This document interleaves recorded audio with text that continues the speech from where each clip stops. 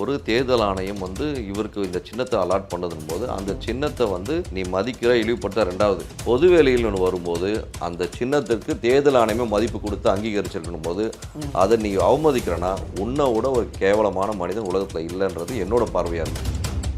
கூடுதலாக விசில கூட வாங்கி வச்சிருக்காங்க. அது ஏற்கனவே விசில் அடிக்கும், விசில கொண்டு வாங்கி நான் தெரிஞ்சிருக்கு பாருங்க. தேர்தலுக்கு காலவை காலை வெட்டுறேன், கையவை கையை வெட்டுறேன், இதெல்லாம் வந்து கருத்தியல் மோதல் கிடையாது.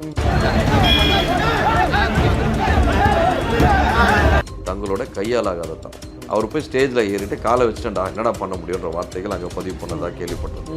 ஸோ இதெல்லாம் வச்சு பார்க்கும்போது அவரை செய்தனால் தூக்கி இடப்பட்டவர் தான் செங்கோட்டையன். இதுதான் ஜெயலலிதா அம்மா கிட்ட இருக்க ஒரு ஆளுமை. செங்கோட்டையன் எம்ஜிஆர் அவர்களை அந்த கிழவனை பற்றிலாம் நான் பேசுமான்ற வார்த்தையை பதிவு பண்ணவர் தான் செங்கோட்டையன். இதை உட்காந்து செங்கோட்டையனுக்கு இந்த வீடியோ போட்டு காமிங்க, நான் சொல்கிறேன். அவர் இல்லைன்னு சொல்லிட்டோம், அந்த இடத்துல யார் இருந்தாலும் ஆதாரத்தை நான் கூட்டு வந்து காமிங்க. எம்ஜிஆர் அவர்களை அந்த கிழவன் ஃபோட்டோலாம் உட்காந்து நான் பார்க்கணுமான்ற வார்த்தையை சொன்னவர் தான் செங்கோட்டையன். திமுக கூட்டணி உடையுமா, காங்கிரஸ் வருவாங்களா? இலவு காத்த கிளி போல் திரு விஜய் அவர்கள் வெயிட் பண்ணி தான் இருந்தால் கஷ்டம். ஆனால் அது வெயிட் பண்ணுறது வேஸ்ட்டுன்னு தான் புரிஞ்சுப்பார் நான் நினைக்கிறேன். விஜய் இன்னும் வெளியே வந்து மக்களோட மக்களாக இணைந்து பேசினார்னா வாக்கு சதவீதம் இன்னுமே வேகமாக முன்னாடி போக வாய்ப்பு இருக்குன்னு சொல்கிறாங்க. இங்கே இப்போ நான் சொல்லுமா ஜெகன்மோகன் ரெட்டியோட அண்ணன் பையன் கல்யாணத்துக்கு அதே முதல்வர் நம்ம தமிழக முதல்வர் வந்திருக்காரு, விஜய் அவர்கள் எல்லாம் போயிருக்காங்க. சரி ரைட்டு ஐயா, இந்த 2 ஆண்டுகளில் உங்கள் கட்சி சார்ந்த எத்தனை திருமண நிகழ்ச்சி நீங்கள் பங்கெடுத்துருப்பீங்க? ஆட்சியாளர்கள் மீது பல்வேறு தவறுகள் இருக்கும் சூழலால் இன்னைக்கு விஜய் அவர்களுக்கான வெற்றி வாய்ப்பு என்பது கொஞ்சம் கணிசமான ஒன்று வெற்றி வாய்ப்புகள் இருக்குது.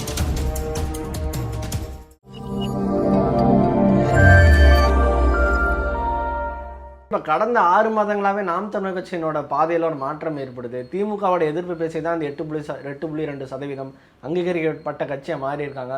ஆனால் இன்றைக்கி விஜய் அவர்களை தான் முழுக்க தாக்குறாங்க. அவங்க கட்சியை சேர்ந்த எல்லாருமே அவங்க சேனலில் வீடியோ போடுறது, விஜய் நின்னா விமர்சனம், உட்காந்தா விமர்சனம், இந்த மாதிரி பண்ணுறாங்க. இப்போ கடந்த 6 மாதம் சீமான் அவர்களின் கட்சி எப்படி பார்க்குறீங்க? தேனியில் தாவேக்காவோட மாவட்ட செயலாளர்னு நினைக்கிறேன், அவர் வந்து ஒரு வார்த்தை விட்டுருந்தார் சமூக ஊடகங்களில்.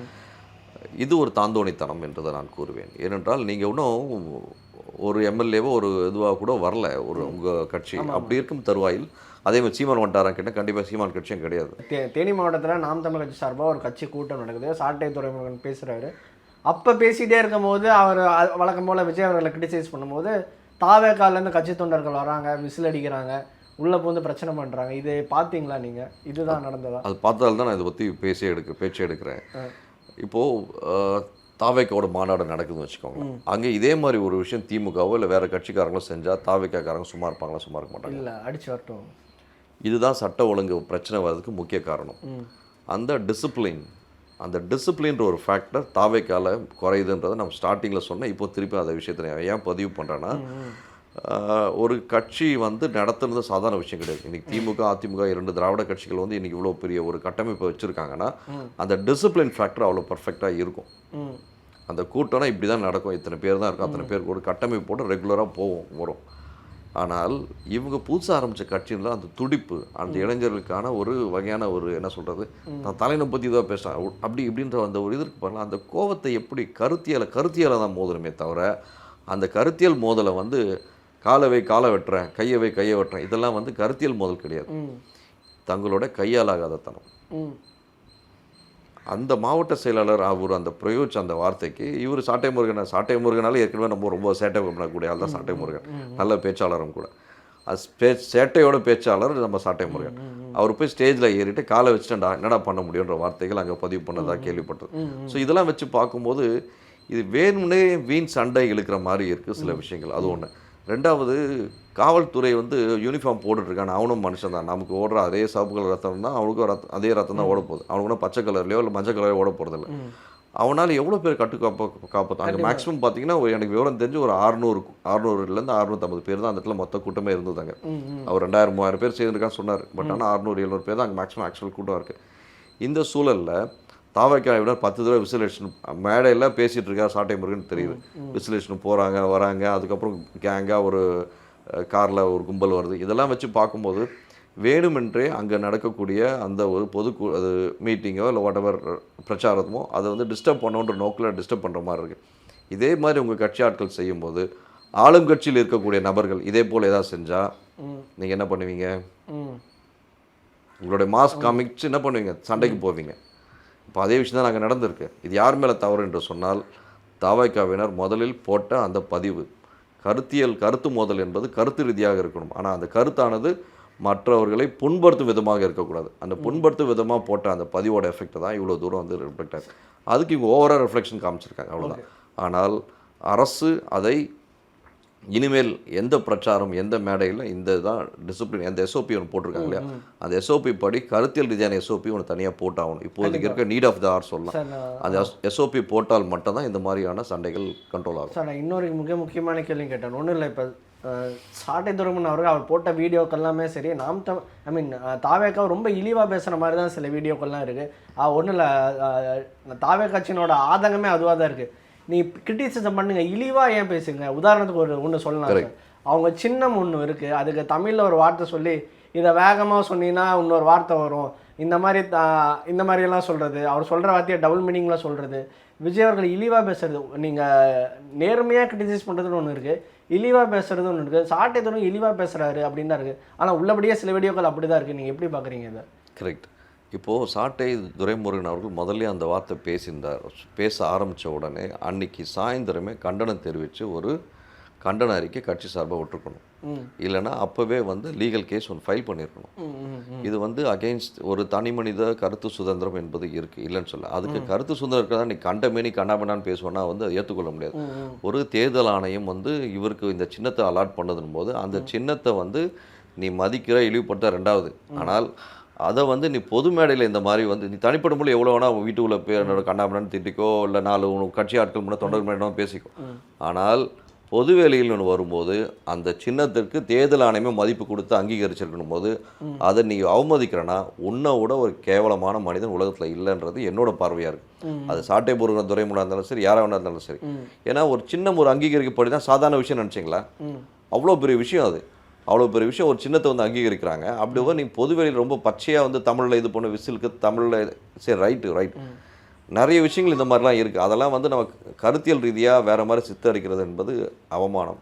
ஒரு சாட்டை முருகன் போன்ற நபர்கள் மிகப்பெரிய பேச்சாளருக்கு மிகப்பெரிய அவமானம் என்று சொல்லுவேன். சார், நீங்கள் சொன்னீங்க மாவட்ட செயலரை தப்பு பண்ணானா விஜய் கேட்கணும், அவங்க கட்சி தலைமை கண்டிக்கணும்னு சொல்கிறீங்க. சாட்டை துரை இவ்வளோ இதுவாக பேசுகிறாரு, இழிவாக பேசியிருக்காருன்னு சீமானியா அதை பற்றி எதுவுமே கேட்கல. ஒன்றும் இல்லை, ஒரு கொஞ்சம் வருஷத்துக்கு முன்னாடியே அவர் அறிக்கை விட்டுட்டார். சாட்டை சேனலுக்கும் எங்கள் கட்சியினோட கொள்கைக்கு எந்த சம்மந்தமும் இல்லை, அது அவரோட கருத்து, நாங்கள் வேறன்னு சீமான் அப்போயே அறிக்கை விட்டுட்டார். இருந்தாலுமே கேட்கணும் இல்லையா? அவர் ஏன் கேட்கவில்லை? சீமானியா கேட்கவில்லை? சாட்டை துரை சீமானியான்னு கேட்கணும், சீமானை தான் கேட்கணும். ஆனால் இன்னொரு விஷயம் என்னை பொறுத்த வரைக்கும் தனிப்பட்ட முறையில் கேட்டிங்கன்னா, சாட்டை துரைமுருகன் அவர்கள் வந்து ரீசெண்டாக ஒரு பத்திரிகையில் படித்தேன். கட்சியை வந்து தன் பக்கம் ஈர்த்து கொள்வதற்காக விடுதலை புலிகள் அமைப்பு பேரை பயன்படுத்தி கொண்டு விடுதலை புலிகளோட ஆதரவாளர்களிடம் நிறைய பணம் பெற்றுக்கொண்டு இருக்கிறார்னு சொல்லிட்டு, இது உண்மையாக பொய்யான்னு எனக்கு தெரியாது.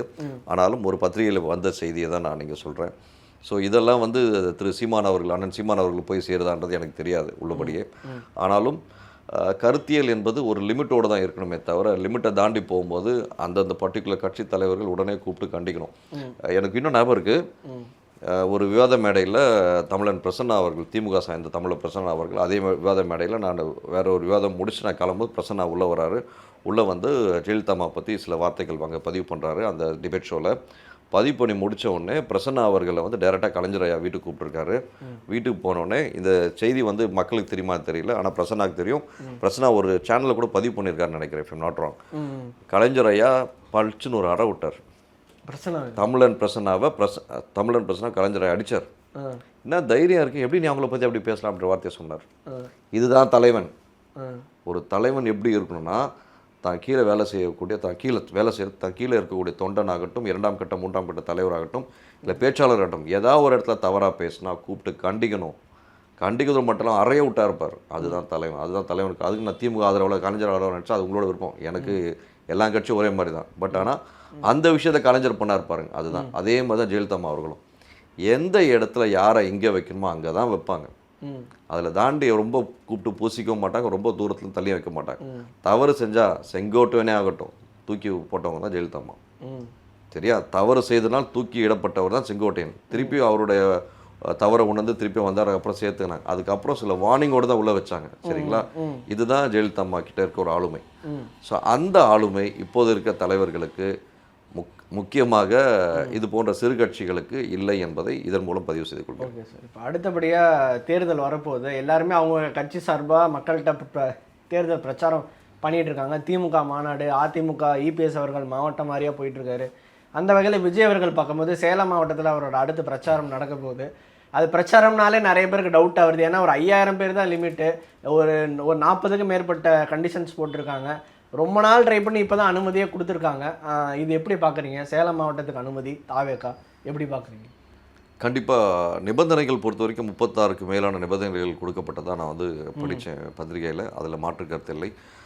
என்ன நிபந்தனைகள் கொடுத்தாலும் நம்ம தாவேக்கா கட்சியினர் அந்த டிசிப்ளின் ஃபேக்டர், இப்போது இவர் விஜய் அவர்கள் வந்து ஏர்போர்ட்டில் வந்து இறங்குறாருன்னா அந்த ஏர்போர்ட்டு அந்த 2 மணி நேரம் அவர் இறங்கி அந்த மாநாடுக்கு போகிறதுக்குள்ளே அந்த ஏர்போர்ட் இருக்க சுற்று வட்டாரம் எவ்வளோ டேமேஜ் ஆகுதுன்றது பார்க்குறீங்களா? கண்டிப்பாக வேலிகள்லாம் அந்த அந்த இதெல்லாம் உடைச்சிட்றாங்க கேட். இதுதாங்க டிசிப்ளின். இதே மிச்ச கட்சியில் நடக்குது அந்த மாதிரி பாருங்கள்.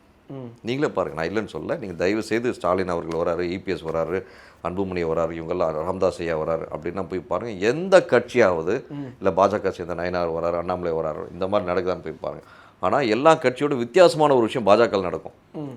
எதெல்லாம் மீட்டிங் முடிச்சு போனதுக்கப்புறம் அந்த மாநாட்டில் யார் யாரெல்லாம் என்னென்ன குப்பை போட்டாங்களோ அந்த குப்பையெல்லாம் மொத்தமாக கலெக்ட் பண்ணி ஒரு இடமா வச்சுட்டு போவோம் அந்த பாஜக கட்சி சார்ந்த நபர்கள். இது வந்து எல்லா கட்சியில் இல்லாத ஒரு டிசிப்ளின் அவங்ககிட்ட எக்ஸ்ட்ரா குவாலிட்டியாக நம்ம சொல்ல முடியும். அதுக்கு இது சொல்கிறதான பாஜக ஆதரவு நினச்சிக்கிட்டோம், அதை பற்றி கவலைப்பட போகிறதில்ல.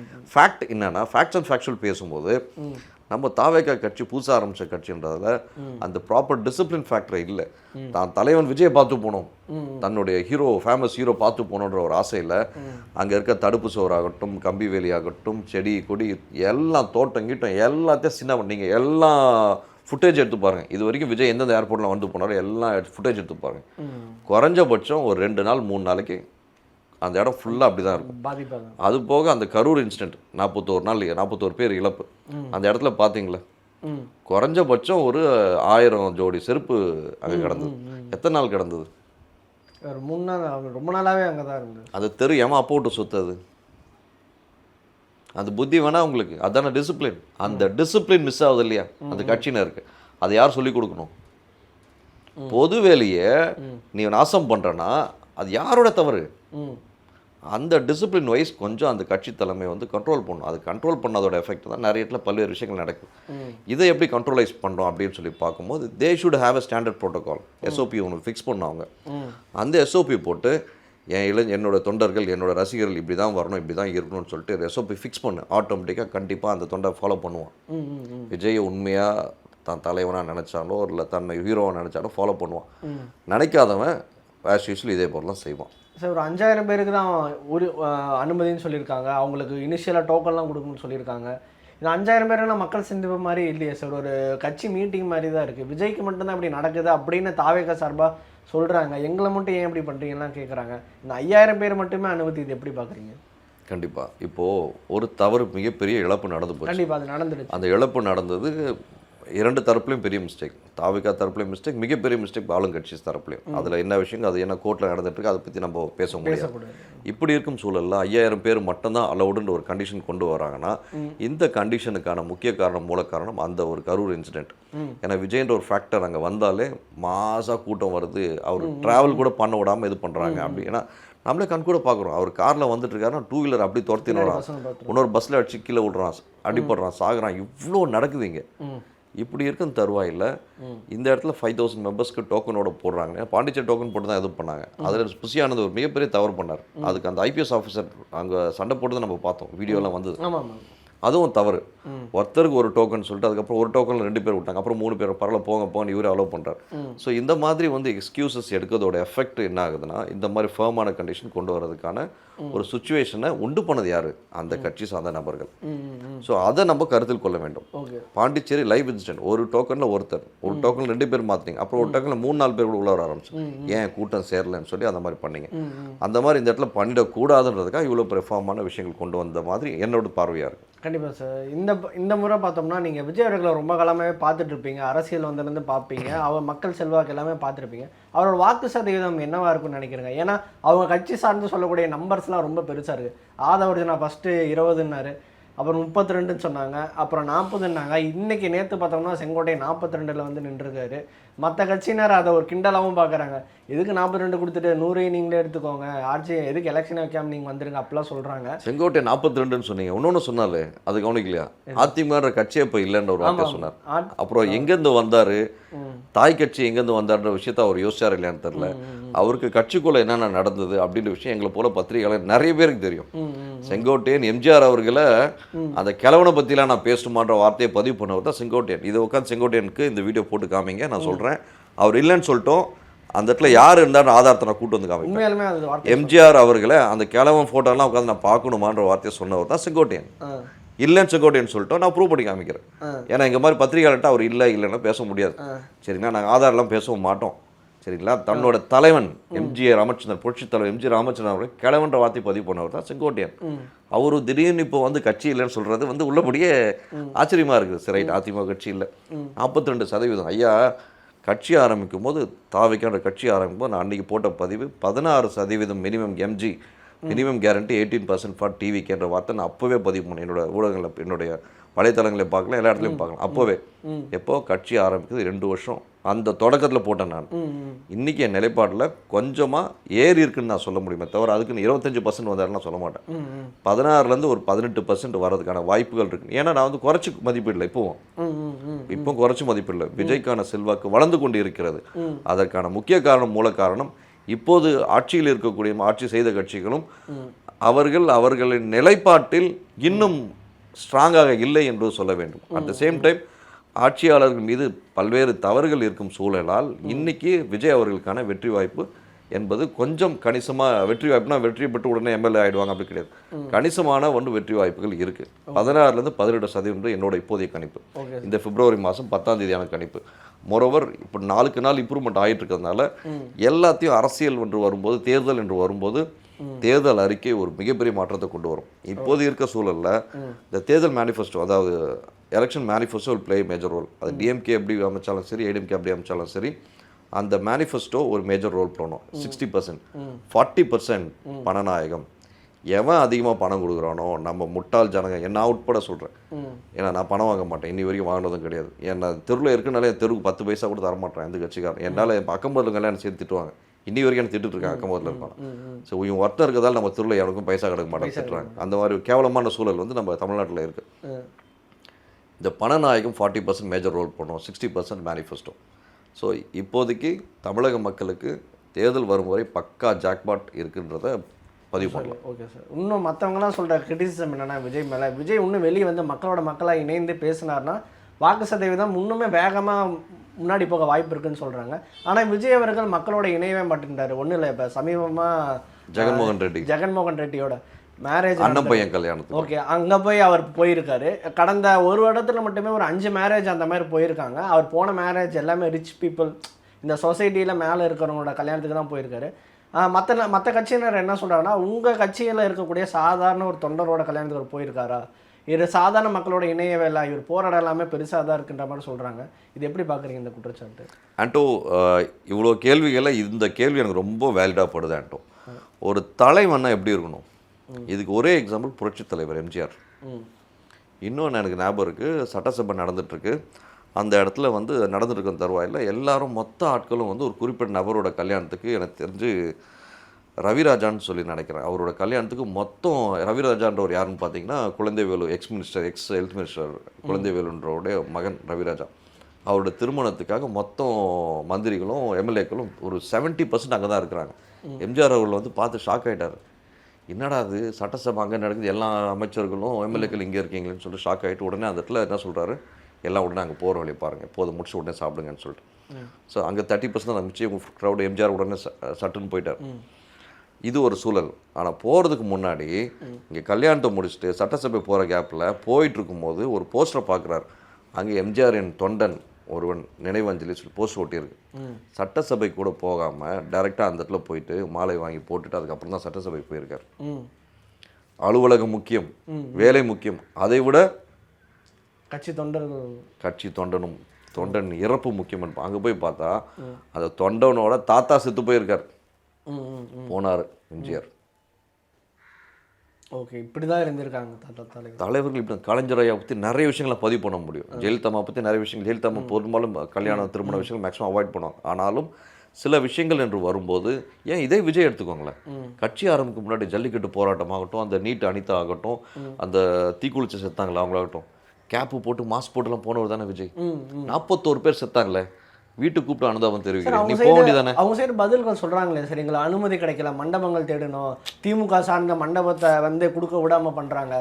இன்னும் நான் போய் ஒருத்தருக்கு ஏதாவது மண்டல அடிபட்டுருந்தா கூட அது இன்னும் பெருசாக வரும். ஆல்ரெடி 41 பேர் இறந்துட்டாங்க. நான் போய் ஒருத்தர் கீழே விழுந்து மண்டை உடஞ்சிடுச்சு, ஏதாவது ஃப்ராக்சர் ஆயிடுச்சுன்னா அது திரும்பவும் என் மேலே தான் வரும். நான் பாதுகாப்பாக பண்ணணும்னு தான் நினச்சேன். ஆனால் திமுக அரசு அதுக்கு இடம் கொடுக்கலன்னு சொல்கிறாரு. அவர் சொல்கிறது ரொம்ப வேலிடான பாயிண்டாக தானே இருக்குது. எப்படி வேலிடாக பார்க்குறீங்கன்னு இல்லை சார், இப்போ திரும்ப சட்ட ஒழுங்குன்னு ஒன்று இருக்குங்க. அமைச்சர்கள் ஆட்சியர்கள் ஒருத்தர் இருக்காங்க. டைரெக்டாக மாவட்டம் எந்த டிஸ்ட்ரிக்ட் நீங்கள் போகணும், அந்த டிஸ்ட்ரிக்டோட ஆட்சியர்கிட்ட ஃபோன் பண்ணுங்க. You have some security problem அப்படின்னா அந்த ஆட்சியர்கிட்ட சொல்லுங்கள், அந்த பர்டிகுலர் எஸ்பி கிட்ட சொல்லுங்கள். இங்கே டிஜிபிக்கு ஃபோன், உங்களுக்கு ஆக்சஸ் டேரெக்டாக இருக்கே சார், டிஜிபி ஃபோன், நான் அந்த இடத்துக்கு போயே ஆகணும், எனக்கு என்ன பண்ணுறது தெரியும், அந்த இடத்துல போய் நான் அனுதாபம் தெரிவிச்சிட்டோன்னா நான் போய் ஆகணும்னு சொல்லிட்டு ஸ்ட்ராங்காக ஒரு ஃபேமாக சொல்லுங்கள். நில்லுங்க, கட்சி ஆரம்பிச்சிங்க, தலைன்னு வந்துட்டீங்களே, நில்லுங்க அந்த பாயிண்டில். ஏன் அந்த பாயிண்ட் விலகி போகிறீங்க, என்ன பயம் வேண்டி கிடக்கு உங்களுக்கு, இல்லை கட்சி கழிச்சிட்டு போங்கன்னு தான் நான் சொல்லுவேன் ஸ்ட்ரைட்டாக. அப்படி போய் அட்டன் பண்ண முடியலன்னா அப்போ கட்சியை கழிச்சு தாராளமாக போயிடலாம். இவர் அவர் கடைசி வரைக்கும் சொன்னார் ஸ்ட்ராங்காக நிற்க எப்படி கிடைக்காம போகன்ற. நான் போய் நிற்பேன், எங்கள் மாஸ்க்கு போட்டு தெரியுது, கேப் போட்டு போக தெரியுது உங்களுக்கு. இதே விஜய் அவர்கள் தான் போனார். நான் உண்மையிலே பாராட்டேன். என் ஊடகங்கள் எல்லாத்துலேயும் எடுத்து பாருங்கள், அவ்வளோ பாராட்டினேன் விஜய். அனிதா விஷயமாகட்டும், அப்புறம் அந்த ஜல்லிக்கட்டு விஷயமாகட்டும், அந்த தீக்குளிப்பு விஷயமாகட்டும், எல்லாத்துக்கும் போய் நின்னார், கேப் போட்டு மாஸ்க் போட்டு. நான் அந்த ஃபோட்டோ தனியாக கட் பண்ணி எடுத்து நான் பாராட்டியும் இருக்கேன். அப்படி இருக்கக்கூடிய விஜய் இந்த மாதிரி இடத்துக்கு போய் நிற்கணுமா நிற்கக்கூடாது. நீங்கள் எப்போ நான் சொன்ன ஜெகன்மோகன் ரெட்டியோட அண்ணன் பையன் கல்யாணத்துக்கு அதே முதல்வர், நம்ம தமிழக முதல்வர் வந்திருக்காரு, எடப்பாடியார் வந்திருக்காரு, விஜய் அவர்கள் எல்லாம் போயிருக்காங்க. எல்லாம் போயிட்டு இவரும் போயிருக்காரு. சரி ரைட்டு ஐயா, இந்த 2 ஆண்டுகளில் உங்கள் கட்சி சார்ந்த எத்தனை திருமண நிகழ்ச்சி நீங்கள் பங்கெடுத்துருப்பீங்க, எத்தனை நினைவு விஷயங்களுக்கு போயிருப்பீங்க, எவ்வளோ பேர் சாவறான் கொள்றாங்க. இவன் தொண்டர்கள் எத்தனை பேர் வண்டியில் வரும்போது மதுரையில் எத்தனை பேர் செத்தான். கிட்டத்தட்ட ஒரு 5-6 மாநாடுல விவரம் எனக்கு விவரம் 41 கணக்கில் வந்து ஒரே நாள் கரூர், அது போக 7 பேர் செத்துருக்கான் வெவ்வேறு மாநாடுல. அந்த விஷயத்தை யாரோ ஒருத்தருக்கா போய் பார்த்தாரா இவர்? ஓகே, பார்க்கல. எல்லாமே ரொம்ப வேலிடான கொஸ்டின்ஸ் தான் சார். இறுதியாக ஒரு கேள்வி சார், இன்டர்வியோட இறுதி பகுதிக்கு வந்துட்டோம். தாவேகா கட்சியினர் ரொம்ப எதிர்பார்த்தது திமுக கூட்டணியோடையும் காங்கிரஸ் கட்சியினர் நம்ம கூட வந்துருவாங்கன்னு எதிர்பார்த்தது தான். பட் போகிற போக்க பார்த்தா அப்படி தெரியல. ஓப்பனாகவே கேட்டுடலாம் சார், காங்கிரஸ் கட்சி உடையுமா, திமுக கூட்டணி உடையுமா, காங்கிரஸ் வருவாங்களா, உங்களுக்கு என்ன தோணுது? INDAA அந்த கூட்டணியில் இருந்து காங்கிரஸ் இருப்பதால் கண்டிப்பாக திமுகவோடு தான் இருப்பாங்க. சப்போஸ் திமுக விட்டு அவங்க போகிறதா இருந்தால் INDA கூட்டணி பிளவுபடும் என்ற ஒரு அச்சத்தில். ஏன்னா இந்த ஒரு மாநிலம் மட்டும் இல்லை, காங்கிரஸுக்கு அடுத்து கேரளா இருக்குது, ஏனைய மாநிலம் இருக்குது, எல்லா இடத்துலையும் இவங்களுடைய இது அடிப்படுன்றதுக்காக வேறு வழி கிடையாது. நிர்கதியற்று இவர்கள் ஏற்கனவே காங்கிரஸ் கட்சி தமிழ்நாட்டில் முதுகெலும்பு இல்லாத சில முக்கிய தலைவர்கள் இருக்காங்க காங்கிரஸில், முதுகெலும்பு இல்லாத சில முக்கிய தலைவர்கள், திமுக கட்சியில் இருக்க வேண்டிய தலைவர்லாம் வந்து காங்கிரஸோட தலைவராக இருக்கார் இப்போ தமிழ்நாட்டில். இப்படி இருக்கும் சூழலில் கண்டிப்பாக காங்கிரஸ் கட்சி திமுகவோட தான் கூட்டணியில் இருக்கும், கூட்டணி உடையாது. இலவு காத்த கிளி போல் திரு விஜய் அவர்கள் வெயிட் பண்ணி தான் இருந்தால் கஷ்டம். ஆனால் அது வெயிட் பண்ணுறது வேஸ்ட்டுன்னு தான் புரிஞ்சுப்பார் நான் நினைக்கிறேன். ஏன்னா பிரவீன் சக்கரவர்த்தி மட்டும் நம்பியிருந்தாருன்னா உருப்பட முடியாது. அதுக்கு அடுத்த மூவ் பண்ணால் நல்லாயிருக்கும்ன்றது என்னோடய பார்வையாக. ஓகே சார், ரொம்ப நன்றி சார். இவ்வளோ நேரம் உங்களோட பதில்களுக்கு ரொம்ப தெளிவாக இருந்தது. பல்வேறு முக்கியமான கேள்விக்கு பதில் சொல்லியிருப்பேன். இதே மாதிரி இன்னொரு சந்திப்போம். நன்றி.